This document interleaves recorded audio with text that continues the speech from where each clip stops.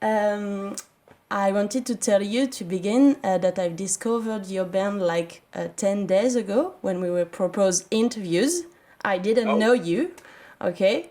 And we were proposed a list of bands to interview, and I was like, okay, I'm gonna listen and see if anything I like. And I was like, I saw your picture of the band, and I was like, okay, I like the style. And then I was listening, and I was like, oh yeah, great, yeah, okay, I like it.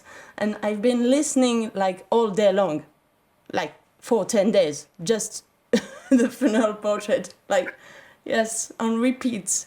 And yes, I mean, I love it. Your music is like my principal source of dopamine, like right now. You know, I have some music that I listen to like for months, repeatedly. Um, I'm not diagnosed of everything, but I really, really suspect that I'm ADHD, and like I'm looking for dopamine everywhere. So I really understand this track. And it was by listening to this track first that I really understand how deep your lyrics are and what you're talking about, everything. And I was wondering, how do you create each song? How do you engage into the writing, and how do you begin to compose everything? How do you create? I think it's one of those things that I have a lot of feelings, right? And I have a lot of like emotions, and I too have ADHD. I'm sure you have it. I'm sure, especially if you connect with some of these songs, that you're self-diagnosing yourself, which sometimes isn't the best thing to do, but excuse me, it's still one of those things that I think for us to write a song, or for us to connect with people, we have to connect with the song first, right? And so it has to mean something to us. It has to mean something to me, or I won't want to sing it, or I won't want to, be a part of it. So for us, kind of a feeling comes first of what do we want to write about? What do we want to do? Is the most important part, and then the song comes from that feeling. Yeah. Okay. Yeah, I really understand that, because I'm like my first job living is like theater. That's what I love about your band also, because there is all theatrical aspects, and I'm a director, and I'm going on stage too, and I'm just doing my own shows. Like I write my own shows because I can't play something that I don't believe into. I tried when I was at school, acting school, but I can't. I just can't. If I don't believe in it, it's like that's so forced. that's why I stopped doing musical theater and theater altogether, because like I tried to like write my own play and stuff like that. I wasn't the best at that. I'm really good at like more spontaneity, like the spontaneity, right? Like, and being like right here, right now, very like that. But like when it came to being in theater, if I couldn't connect with the character, I didn't want to do it, right? So it's super funny that you say that. Yeah, and that's why one of the reasons I really like connected directly with what you're doing. And Dopamine, the track I was talking about, is part of the album Greetings from Suffocate City, and of the EP Casanova that you've just released in November, and that we are here to talk about also.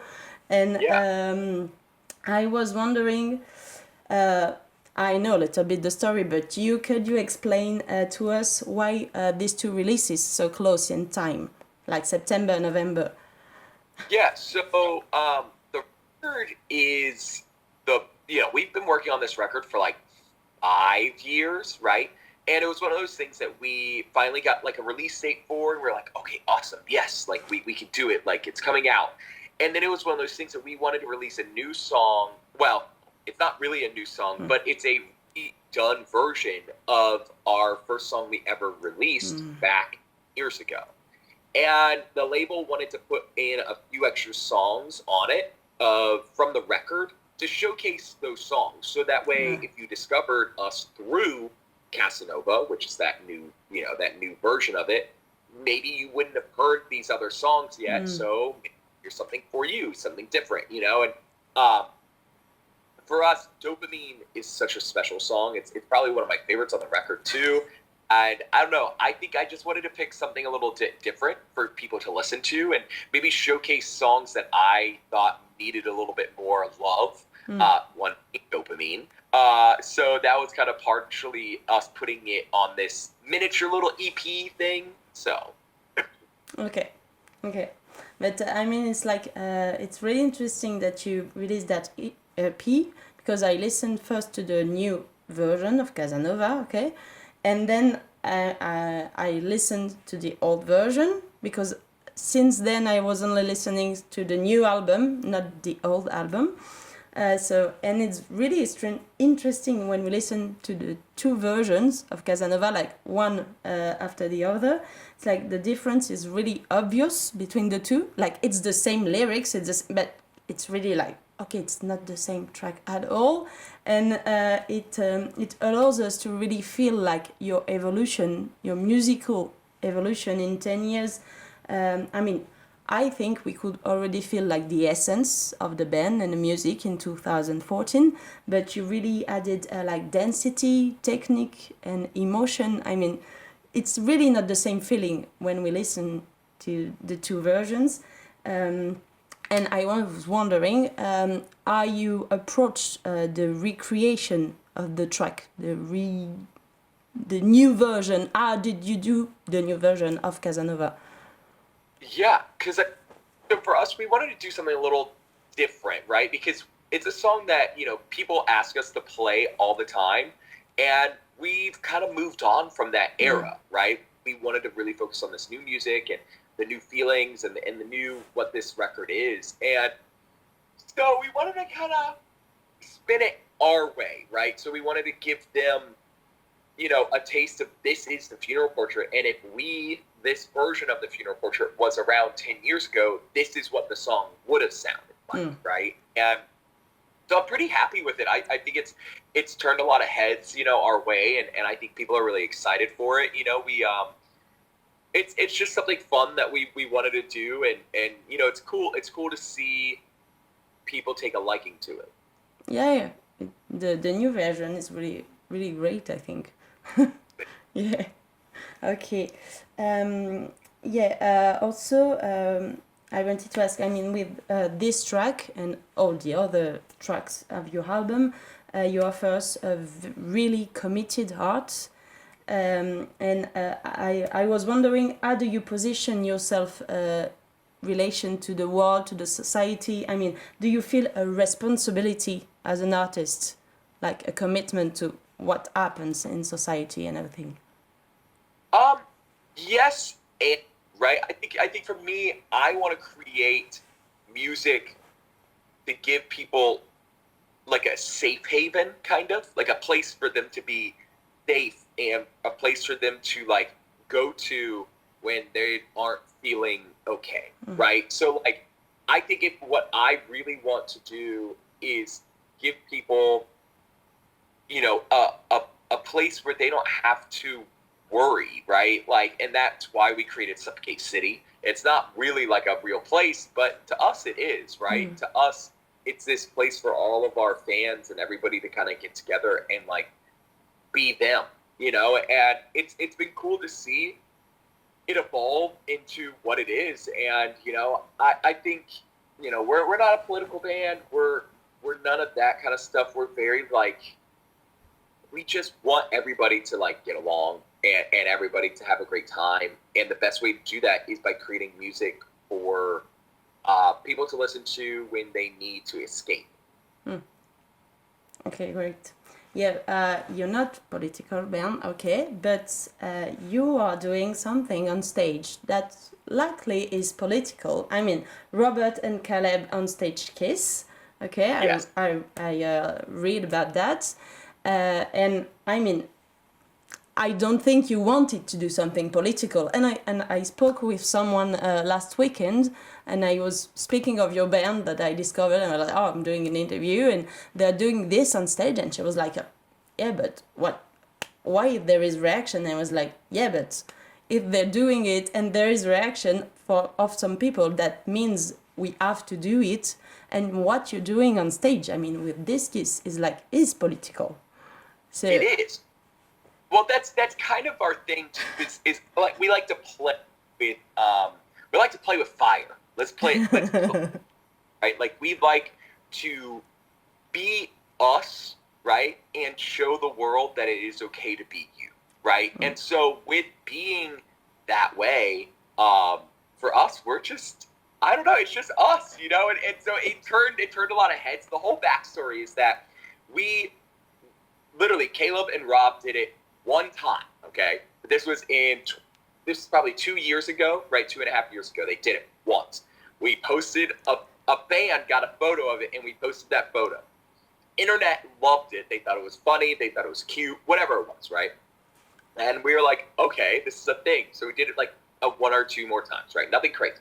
And then we got word that there was a band that didn't want to take us on tour because they thought their fans wouldn't like it, right? And then that's when we were like, oh, this is a thing. Okay, so what we decided to do was make some more content about it and be like, you know, poke fun and have a good time with it. And it turned into something, you know? And then we were able to raise like a lot of money for charity because of it. Like I mean, we've done charity shirts, we've done charity songs, like we've done a bunch of different things just to be like, listen, like it's almost funny. I don't know. We're just like having fun and just having a good time and being goofballs, that it's turned into something that like we never thought it would, you know, and it has become political, right? And it has become one of these things. And for us, we're not a political band, but we do stand up for what we believe in, you know, and that's where it is, right? It's like what we believe in isn't really even political. It's more human. It's more just human rights. And to me, it's like, you can love who you want to love and you can be who you want to be, you know, and nobody should tell you what to do with your body, you know, like, and there's so many of that especially is happening here in America now. And it's like, for us, and I'm sure the rest of the world, it's hard to be you, right? Here in America, we do have a lot more freedoms than a lot of other countries. And we're very lucky. The idea of us even doing that on stage in certain countries would never happen. I mean, I remember a few years ago, maybe, or a year ago, the 1975, they kissed on stage, right? And in a country, I don't remember what country it was, but it turned into this whole thing where they got like brushed off the stage and it was this whole big deal. And it was and it's one of those things that it's like, I think for us, we're not trying to be disrespectful. There's nothing that we do that is, quote, to be disrespectful. What we're doing is when someone tells us no, we do it anyways, and that's what it is. It's us being more, I don't want to use the word punk, but like punk about it. Yeah, like you know, like you'd say no, I'm gonna say yes, you know, and I think that's what it is. We like, you know, I love to use the word sassy a lot. You know, like we like to be sassy. You know, we like to have, you know, we like to just be us. And when someone says they don't like it, we turn it up another notch. Yeah, okay. okay. Yeah, I understand. Yeah, but of course I agree with you that I think anyone can love anyone. And I mean, and if you feel like you're a boy or you feel like you're a girl, whatever body you're born in, everything, I mean, it's okay. But we see that it's not okay for everyone. And it's beginning to be worse and worse. I mean, not just in the United States. I mean, even in Europe, in France, it's like,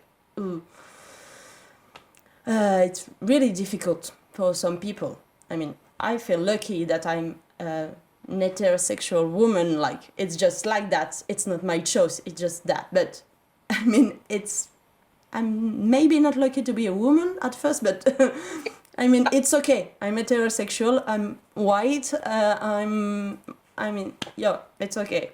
I have luck to be like I am because it's easier than being different than this.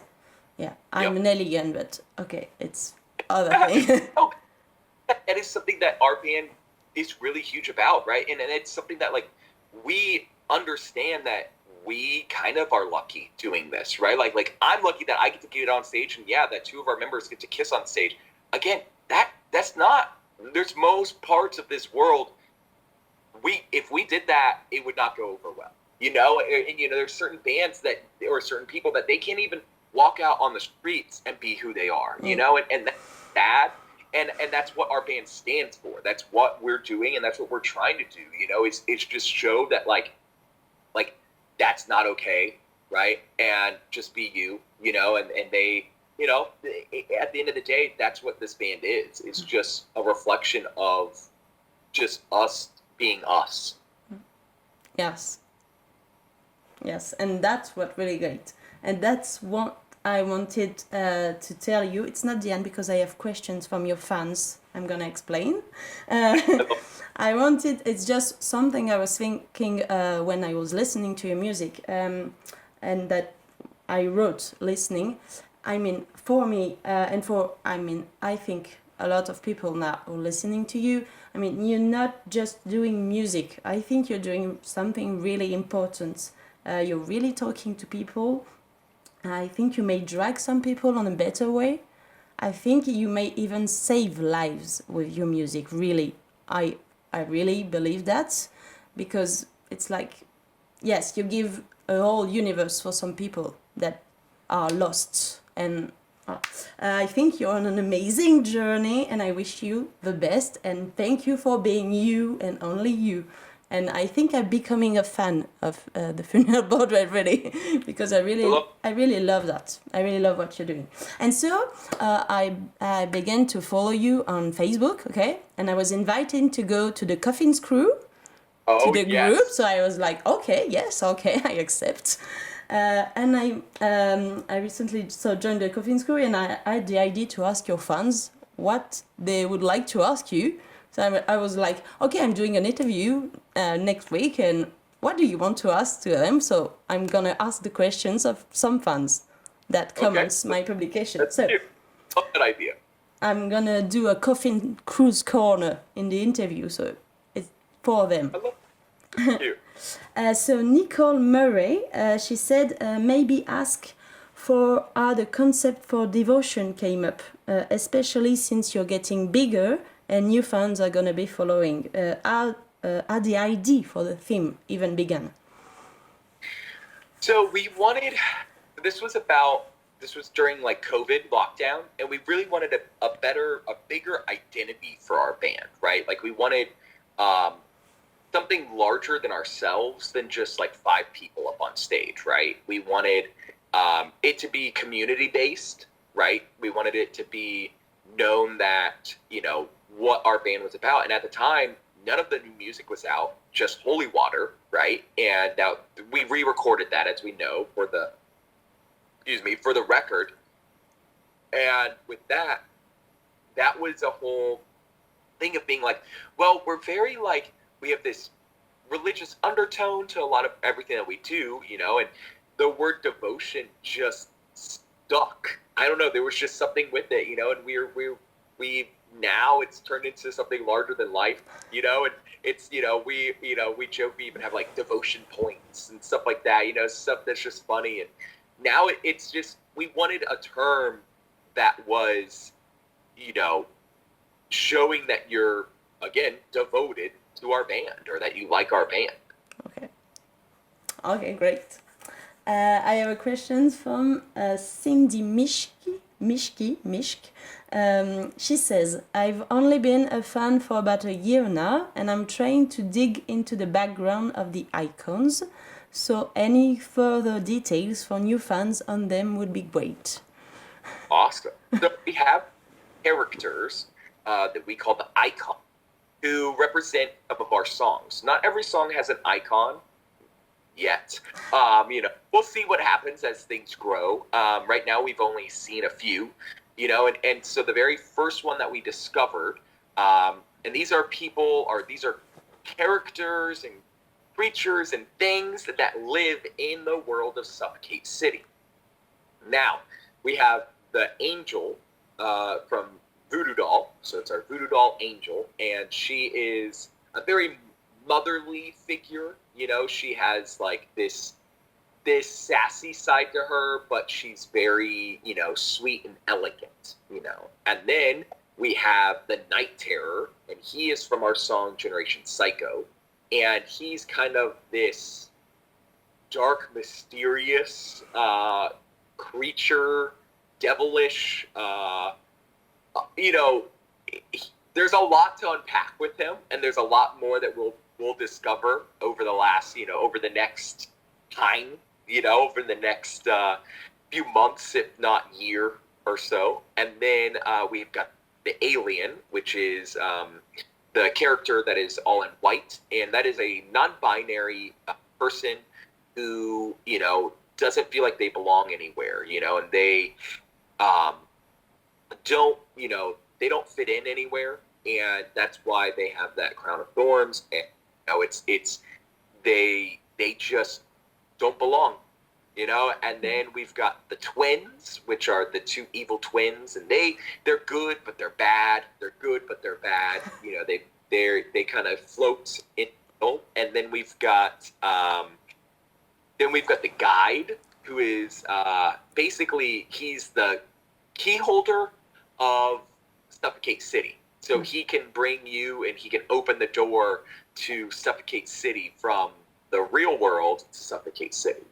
And then we have, and this is so funny talking about all this, I love it. And then we have the last one that we've discovered is Blood Mother. And she is the mother of all icons. She is the one that all comes from. She's not a god per se, but she is this mysterious, very powerful, icon that comes and basically rescues me from when I got captured by Spencer Charnas of Ice Nine Kills. She came and she rescued me, so that way, and that's how powerful she is. So those are our characters for now, and as they evolve and grow, it's all little by little. So okay, great, thank you. And I have a question about Voodoo Doll from Mandy Carroll. She says, I would love to know the backstory of Voodoo Doll. I was going to ask next time I saw them, but that's my question. Yeah. So the song's about addiction, right? So any form of addiction, and the idea of it's basically from the other side of addiction. So it's like the person getting hurt by the person that has the addiction, right? And that addiction could be anything, from social media addiction to love addiction to alcoholism, to drug use, whatever it may be, right? There's so many forms of it, and it hurts either which way, right? Like anytime that you put something first rather than the person that you're with or whatever it is, it hurts. And the idea is that you feel the addiction too. So me singing the song, talking about, I can feel it all just as much as you do. You put the needle in your arm, I'm feeling that pain as well, and that's kind of the idea with it. Yeah. Okay, thanks. Yeah, Voodoo Doll is really powerful. I mean, when you listen to it, it's really difficult not to want to cry or something, even if you have not experienced that thing. I mean, I've been addicted to cigarettes, but it's not ever, some other drugs, but it's just really powerful, I think. Yeah. You have Serena Fuller who asked, what is the favorite show you've done and why? So just recently, I think everything that we've ever done has been topped. We just performed a sold out hometown show to celebrate 10 years of our band. And I knew that it was going to be fun, but I didn't know how much fun, and I didn't know how much stress as well, because there's a lot of stress that goes involved. But we wanted to go full out. So we had all of the icons there in outfits. We had full new lighting. We did confetti cannons. And again, we filmed it as well for like a live DVD to come out next year at some point. But also we when our booking agent brought us the venue size, we were like, there's no way that we'll sell over 600 tickets to this, right? like, oh, we'll sell maybe 200. You know, it'll be fun. But he was like, well, it's the only venue that's available for that date. Let's just do it. And we announced it, and tickets sold out in advance. And I was like, oh, this is crazy. And so it was just so cool to have a room full of so many of our closest like fans and friends, and people traveled from all over the world to be there. You know, I knew that there was people from Germany that came. There was people from Canada. Yeah, so it was kind of crazy to experience. Okay, amazing. Yeah.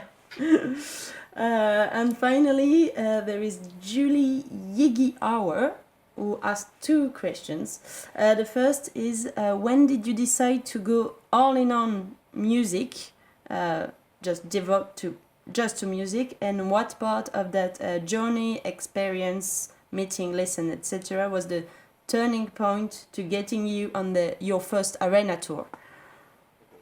So I think for me, I've been all in with music for a really long time, at least 10 years, right? Like when I started the funeral portrait, I was like, okay, I'm going to do this, right? Like nothing's going to hold me back. I've been through relationships. I've lost friendships. I've done everything, right? Like I've lost it all. I've gained it all. I've lost it all multiple times. There are probably 10 years of just fully nonstop the funeral portrait. Number two, the big turning moment for us, I think, was not giving up, right? I know so many bands that they get so close and they don't take that right opportunity, or they just give up, or they just say, oh, I don't know if I believe in that, or whatever it is, or they're like, oh, I got to go make money, or whatever it is, and that's okay. For us, if we had to live in our van, you know, all over again for another 10 years, we would. You know, this isn't just something that we just do for fun. This is our lifestyle. You know, this is our life. You know, and this is where it begins. You know, it's where it begins. This is where it ends. You know, it's this band. Yeah. Okay. Yeah, I understood completely. And she asked also totally different questions. What is your favorite tour food? Because you can't get a tour without it. So I eat a lot of, lately on tour, I've been eating a lot of popcorn. I love popcorn. Popcorn's like my newest addiction. But before that, what you could get, like, I love like hot dogs, right? Oh, a good old hot dog, nothing beats it. Okay. Also energy drinks, lots of energy drinks. Okay. Yeah, okay. Okay, that's it for the Coffin Crew. I have two bonus questions if we have time, so I think we have time, if you're okay. It's like I'm good. 30 minutes. Yeah, Zoom is allowing us 40 minutes, so it's okay. Oh, it's like just, I was wondering, do you have like maybe any advice to give to young artists, young musicians that are beginning? Yes, be you. I know I talk about that a lot in this, but as soon as we started just being us and being organic and listening to our hearts and just really portraying us and not trying to be anybody else, it started working. You know, of course you can have influences, you can have all that kind of stuff, but just be you still. Always be you. That is the biggest one. Okay, great. And what is your dream as an artist? My dream, I think it's just to reach as many people as possible. You know, if we broke up tomorrow, I think I'd still feel like we've achieved that dream, right? Like the idea is reaching as many people as possible. So whenever that expiration date is, as long as I'm doing this, as long as I'm reaching people and I'm being organic and I'm being real and I'm speaking from my heart, then I'm fine. You know, I'm good. You know, that is the dream for me, is to help people and to reach people, and that's why I do this. Okay. So basically you're living the dream right now. Yeah, exactly. Okay. And just to conclude, I can't wait to see you on stage, and I hope you are coming to Europe, maybe. France? Yes, yeah. 10 years later, yeah, no, we'll be there next year. We're working on everything. So we just announced that we're going to be at Download Fest. Yeah, I saw that. Yeah. We're working a bunch of stuff around that. So Okay. So I hope. I mean, I don't know if I can go to England next year, but I hope maybe. if you see something near you, though, when we do announce it, please reach out to me on Facebook or Instagram or something. I'll make sure that you get into the show. Yes. So. Okay, great. Yeah, I would love that. And like we can do maybe another interview, like real life. In person. Yeah. I mean, it's real great. I'm really, really glad that I discovered you and your band, like because of Vector magazine. Really, really. Well, and it was really great to meet you. Can you just do like a little, maybe we finished with a little thing, like where you saying like, it's a cool Gorilla interview, my interview for Vector magazine, so I can just post this one, like just... Yep. Yes, 1 second, real fast. There's 2 seconds. My phone is acting up. 1 second. Okay, cool. There we go. Now it's back. Okay, cool. So how do you say, what is it? It's just like you saying like, yes, go read the interview of Vector magazine, like it's so cool, or whatever you want to see to say. Vector magazine. Victor. Yeah. Cool, Victor magazine. Sweet. Hi, hello, I'm Lee, and it's so cool to interview with Victor magazine. I mean, this has been incredible. Great, thank you. Thank you so much. That was really great to meet you, and I had a great time with you, chatting with you. Person. Yes, yes, that would be great, because I mean the screen plus speaking English is like, I mean I speak English. No, your English is perfect. Yeah, thank you, but I mean it demands more effort for me, you know. Yes. Oh. And with the screen, and I'm like, okay, is it recording well the sound? Is it recording well the video? Oh my god, I'm really stressed. I'm not gonna have the interview. I mean, on record. I get it. Well, it's so big, but it was really great. Yeah, thank you, Lee. Awesome. Have a good day. Good end of the day. And yeah, we still get a bit of hours here. Yeah, so. Here it's night, but yes. Well. You have a good evening then. Yeah, thank you, and I hope I see you in real life someday. Yes. Yeah, great. Bye bye.